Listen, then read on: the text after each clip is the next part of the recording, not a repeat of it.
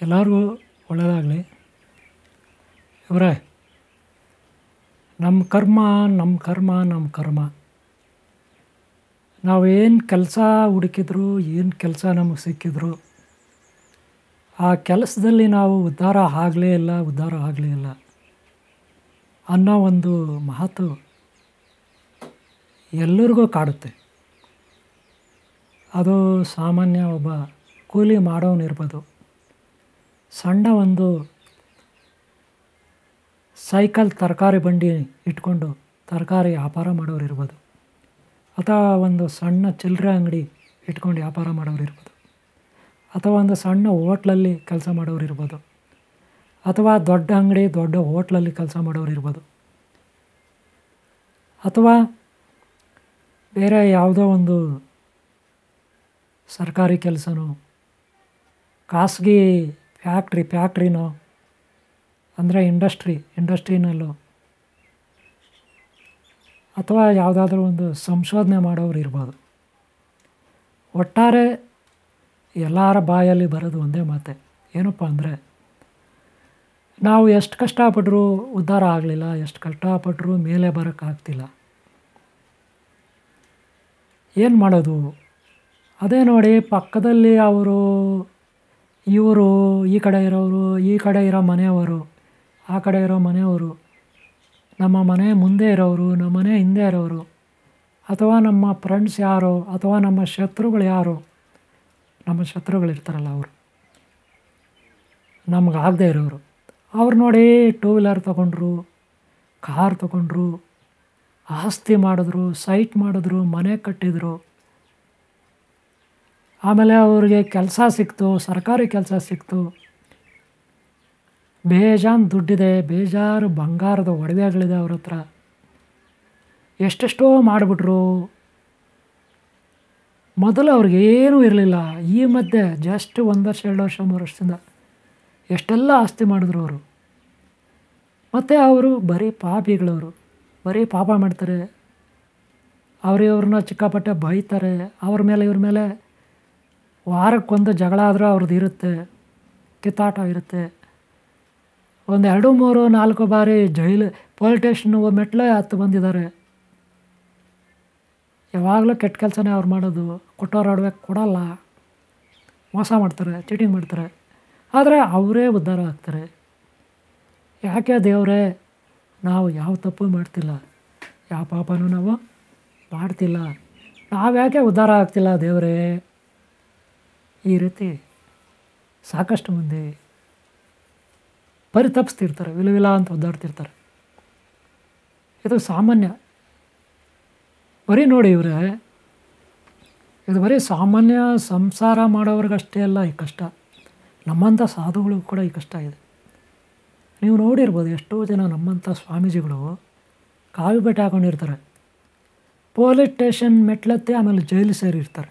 Central ಜೈಲು, ಅಂಥ ಜೈಲು, ಇಂಥ ಜೈಲು ಅಂತ. ಅವರವರು ಅಪರಾಧಗಳ ಮೇಲೆ ಅವರಿಗೆ ಶಿಕ್ಷೆ ಆಗಿರುತ್ತೆ. ಸಾಕಷ್ಟು ಮಂದಿ ಕಾವಿ ಬಟ್ಟೆ ಹಾಕಿರೋರು.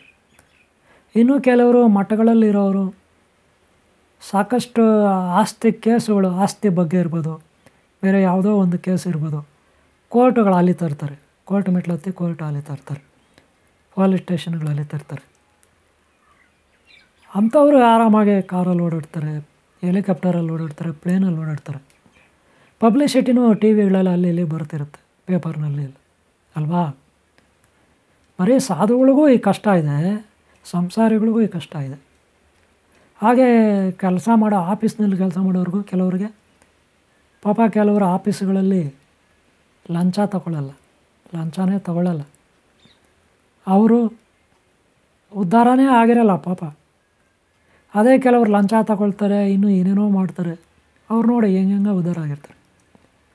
ಇಲ್ಲಿ ಏನಪ್ಪ ಅಂದರೆ, ಒಂದು ಅರ್ಥ ಮಾಡ್ಕೊಳ್ಳಿ, ನಾನು ಉದ್ಧಾರ ಆಗಲಿಲ್ಲ, ನಾನು ಪಾಪ ಮಾಡಲ್ಲ, ಏನೂ ಇಲ್ಲ, ನಾನು ಉದ್ಧಾರ ಆಗಲಿಲ್ಲ ಅಂತ ನೀವು ಅನ್ಕೊತೀರ. ಆದರೆ ಅವರು ಏನೇನೋ ಮಾಡ್ತಾರೆ, ಪಾಪ ಕೆಲಸಗಳು ನೋಡಿ ಅವರೇ ಉದ್ಧಾರ ಆಗ್ತಾರೆ, ದೇವರು ಅವ್ರಿಗೆ ಒಳ್ಳೇದು ಮಾಡ್ತಾನೆ, ನಾವು ಮಾಡ್ತಿಲ್ಲ ಅಂತ ನೀವು ಅನ್ಕೊತೀರ. ನೋಡಿ, ನಾನು ನಿಮಗೆ ಒಂದು ಸಲಹೆ ಕೊಡ್ತೀನಿ. ಏನಪ್ಪ ಅಂದರೆ, ನೋಡಿ ಇವರೇ, ಪ್ರಾರಂಭದಲ್ಲಿ ಒಳ್ಳೆಯವ್ರಿಗೆ ತುಂಬ ಕಷ್ಟಗಳು.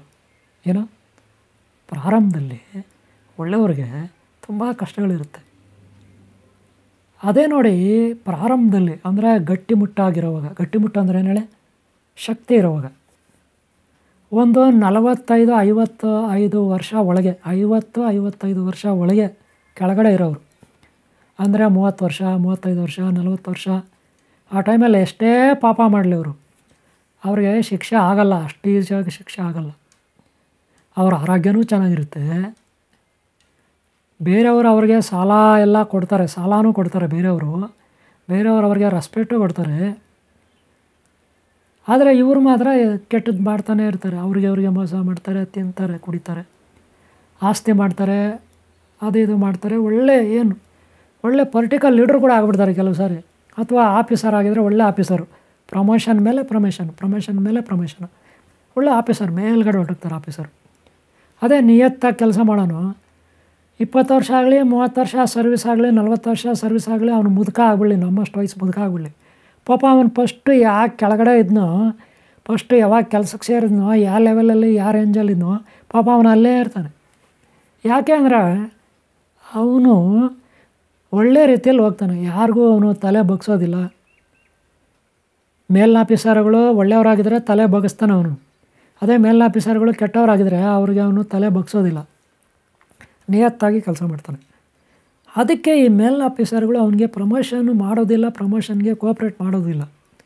ಅದೇ ಯಾರು ಮೇಲಿನ ಆಫೀಸರ್ಗಳದೆಲ್ಲ ತೊಳಿತಾರೆ, ಅವ್ರದ್ದು ಕೆಲಸ ಮಾಡ್ತಾರೆ, ಅವ್ರು ಹೇಳ್ದಂಗೆ ಕೇಳ್ತಾರೆ, ಅವ್ರಿಗೆ ಮೇಲಿನ ಆಫೀಸರ್ಗಳು ಪ್ರಮೋಷನ್ ಮೇಲೆ ಪ್ರಮೋಷನ್ ಮಾಡ್ತಾರೆ. ಇದು ಎಲ್ಲ ಕಡೆ ಇದೆ, ಜೈಲುಗಳಲ್ಲೂ ಇದೆ, ಜೈಲುಗಳಲ್ಲೂ ಕೂಡ ಇದೆ, ಎಲ್ಲ ಆಫೀಸ್ಗಳಲ್ಲೂ ಇದೆ, ಎಲ್ಲ ಫ್ಯಾಕ್ಟ್ರಿಗಳಲ್ಲೂ ಇರುತ್ತೆ, ಎಲ್ಲ ಕಡೆ ಇರುತ್ತೆ, ಇದು ಹೋಟ್ಲುಗಳಲ್ಲೂ ಇರುತ್ತೆ. ಮೇಲಿನ ಆಫೀಸರ್ ಕೆಟ್ಟವನಾಗಲಿ ಒಳ್ಳೆಯವನಾಗಲಿ ಅವನ ಕಡೆ ನಾವು ಇರಬೇಕು, ಆವಾಗ ನಮಗೆ ಸ್ವಲ್ಪ ಉದ್ಧಾರ ಆಗ್ತೀವಿ ಅನ್ನೋದೊಂದು ಇದೆ. ಎಲ್ಲಿವರೆಗೂ ಉದ್ಧಾರ ಆಗ್ತಾರೆ ನೋಡೋಣವಾ? ಈಗ ಕೆಟ್ಟವರು ಉದ್ಧಾರ ಆಗ್ತಾರೆ ಎಲ್ಲಿವರೆಗೂ ಗೊತ್ತಾ? 60 ವರ್ಷವರೆಗೂ. ಎಷ್ಟು? 60 ವರ್ಷವರೆಗೂ ಉದ್ಧಾರ ಆಗ್ತಾರೆ. ಆಮೇಲೆ ನೋಡಿ ಅವ್ರಿಗೆ ರೋಗಗಳು ಬರುತ್ತೆ ಖಂಡಿತ. ಅವ್ರ ಮನೆಯವರಿಗೆ, ಮಕ್ಕಳಿಗೆ ಇರ್ಬೋದು, ಇನ್ನೊಬ್ರು ಕೆಲವರು ಮಕ್ಕಳನ್ನೇ ಕಳ್ಕೊಬಿಡ್ತಾರೆ, ಆಕ್ಸಿಡೆಂಟಲ್ಲಿರ್ಬೋದು, ಅಥವಾ ಅವ್ರ ಮಕ್ಕಳಿಗೆ ಏನೋ ಒಂದು ಕಿಡ್ನಿ ಫೈಲರ್ ಆಗ್ಬೋದು, ಬ್ರೈನ್ ಪ್ರಾಬ್ಲಮ್ ಆಗ್ಬೋದು. ನೀವೆಲ್ಲ ನೋಡಿರ್ತೀರ, ಸಾಕಷ್ಟು ಗೊತ್ತಿರುತ್ತೆ ನಮಗೆ. ಇರೋ ಒಬ್ಬ ಮಗನೂ ಅವ್ರು ಕಳ್ಕೊಬಿಡ್ತಾರೆ ಅವರು. ಒಂದು ವೇಳೆ 2 ಮಕ್ಕಳಿದ್ರೆ ಅದರಲ್ಲಿ ಯಾರೊಬ್ಬ ಬುದ್ಧಿವಂತ ಇರ್ತಾನೆ, ತುಂಬ ಬುದ್ಧಿವಂತ, ಅಂಥವನ್ನು ಕಳ್ಕೊಬಿಡ್ತಾರೆ ಅವರು, ಬುದ್ಧಿವಂತನ. ಇನ್ನು ದಡ್ಡನ್ನು ಮಾತ್ರ ಹಂಗೆ ಉಳ್ಕೊಂಡಿರ್ತಾನೆ. ನೀವು ನೋಡ್ಬೋದು ಇಲ್ಲಿನ ರಾಜಕೀಯ ವ್ಯಕ್ತಿಗಳದ್ದು ಅದೇ, ಒಳ್ಳೆ ಚೀಫ್ ಮಿನಿಸ್ಟರ್ಗಳದ್ದು ಅದೇ ಕಥೆನೇ ಇಲ್ಲಿ ಕರ್ನಾಟಕದಲ್ಲಿ. ಹಾಗೆ ಎಲ್ಲ ಕಡೆ ಕೆಟ್ಟವ್ರಿಗೆ ಪ್ರಾರಂಭದಲ್ಲಿ ಒಳ್ಳೆಯದಾಗುತ್ತೆ ಅಷ್ಟೇ, ಆಮೇಲೆ ಆಗಲ್ಲ ಇವರೇ. ಆಮೇಲೆ ಅವ್ರಿಗೆ ವಯಸ್ಸಾದ್ಮೇಲೆ ಶರೀರ ತುಂಬ ವೀಕ್ ಆಗಿರುತ್ತೆ. ಆ ಟೈಮಲ್ಲಿ ಯಾರು ಸಾಲನೂ ಕೊಡಲ್ಲ, ಅವ್ರನ್ನ ನಂಬಿ ಸಾಲ ಕೊಡಲ್ಲ. ಯಾಕಂದರೆ ಅವ್ರಿಗೆ ವಯಸ್ಸಾಗಿದೆ, ಕೊಟ್ಟಿದ್ದ ದುಡ್ಡು ವಾಪಸ್ ಬರುತ್ತೆ ಇಲ್ಲೋ ಅಂತ ಯಾರೂ ಸಾಲ ಕೊಡಲ್ಲ. ಅವ್ರಿಗೇನಾದರೂ ರೋಗ ಬರುತ್ತಲ್ಲ ವಯಸ್ಸಾದ್ಮೇಲೆ, ಆ ರೋಗನ ತಡ್ಕೊಳ್ಳೋ ಶಕ್ತಿ ಇರಲ್ಲ. ಫಾರ್ ಎಕ್ಸಾಂಪಲ್ ಶುಗರ್ ಇರ್ಬೋದು, BP ಇರ್ಬೋದು, ಕಿಡ್ನಿ ಪ್ರಾಬ್ಲಮ್ ಇರ್ಬೋದು, ಅಥವಾ ಇನ್ನೇನೋ ಕರುಳು ಕ್ಯಾನ್ಸರ್ ಇರ್ಬೋದು, ಇನ್ನೇನೋ ಇರ್ಬೋದು. ಡಾಕ್ಟರು ಒಳ್ಳೆ ಇಂಜೆಕ್ಷನ್ ಕೊಡಬೇಕಾಗ್ತದೆ ನೋವು ಹೋಗೋಕ್ಕೆ, ಆ ನೋವು ನಿವಾರಣೆ ಆಗೋಕ್ಕೆ ಒಳ್ಳೆ ಇಂಜೆಕ್ಷನು, ಒಳ್ಳೆ ಮಾತ್ರೆ ಕೊಡಬೇಕು. ಅಂದರೆ ಡೋಸೇಜು ಜಾಸ್ತಿ ಕೊಡಬೇಕಾಗುತ್ತೆ.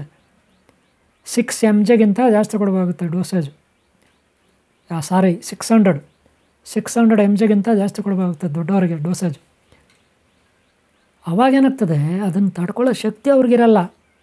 ಅದಕ್ಕೆ ಡಾಕ್ಟ್ರ್ ಏನು ಮಾಡ್ತಾರೆ, ಆ ಡೋಸೇಜ್ ಕೊಡಲ್ಲ, 600ಗಿಂತ ಕೆಳಗೆ ಕೊಡೋಕೆ ಹೋಗ್ತಾರೆ, ಅಥವಾ 600 ಕೊಡ್ತಾರೆ.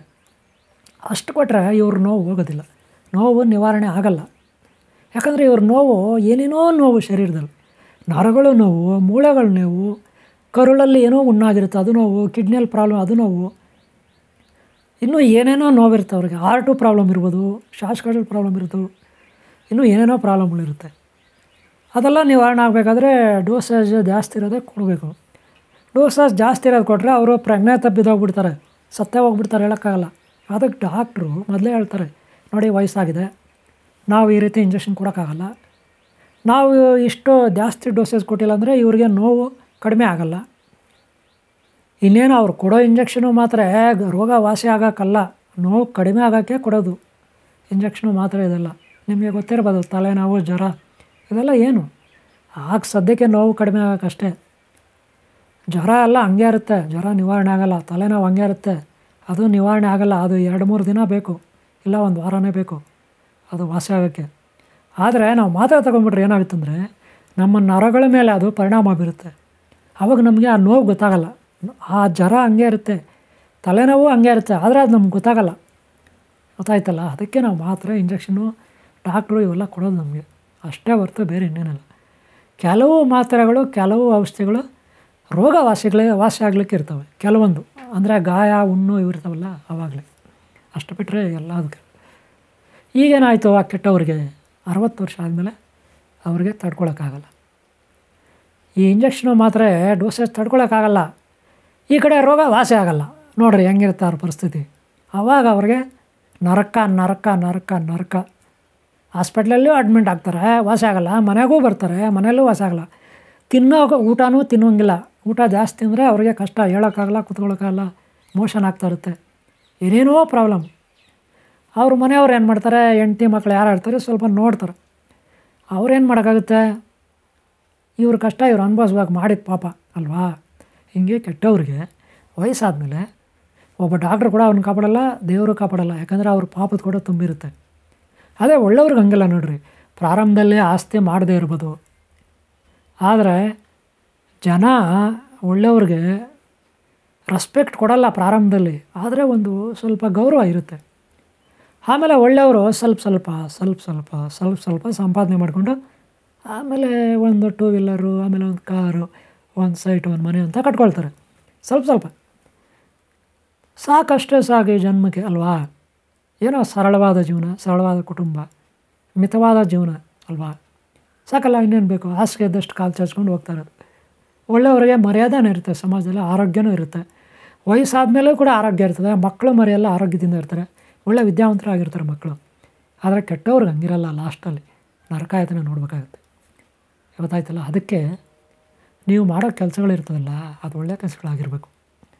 ಯಾರಾದರೂ ನಮ್ಮನ್ನು ಏನು ಕೆಲಸ ಮಾಡ್ತಾಯಿದ್ದೀಯಪ್ಪ ಅಂತ ಕೇಳಿದ್ರೆ, ನಾನು ಇಂಥ ಒಂದು ಒಳ್ಳೆಯ ಕೆಲಸ ಮಾಡ್ತಾಯಿದ್ದೀನಿ, ಯಾವುದೋ ಒಂದು ಊದುಬತ್ತಿ ಫ್ಯಾಕ್ಟ್ರಿಯಲ್ಲಿದ್ದೀನಿ, ಯಾವುದೋ ಊದುಬತ್ತಿ ಫ್ಯಾಕ್ಟ್ರಿಯಲ್ಲಿದ್ದೀನಿ, ಸೋಪ್ ಫ್ಯಾಕ್ಟ್ರಿಯಲ್ಲಿದ್ದೀನಿ, ಅಥವಾ ಮೊಬೈಲ್ ತಯಾರು ಮಾಡ್ತಾರಲ್ಲ, ಮೊಬೈಲ್ ತಯಾರು ಮಾಡೋ ಫ್ಯಾಕ್ಟ್ರಿಯಲ್ಲಿದ್ದೀನಿ, ಕಂಪ್ಯೂಟರ್ ತಯಾರು ಮಾಡ್ತಾರಲ್ಲ ಫ್ಯಾಕ್ಟ್ರಿಯಲ್ಲಿದ್ದೀನಿ, ಅಥವಾ ಏನೋ ಒಂದು ಆಫೀಸಲ್ಲಿ ವರ್ಕ್ ಮಾಡ್ತೀನಿ, ಒಂದು ವಾಚ್ಮ್ಯಾನ್ ಕೆಲಸ ಮಾಡ್ತೀನಿ.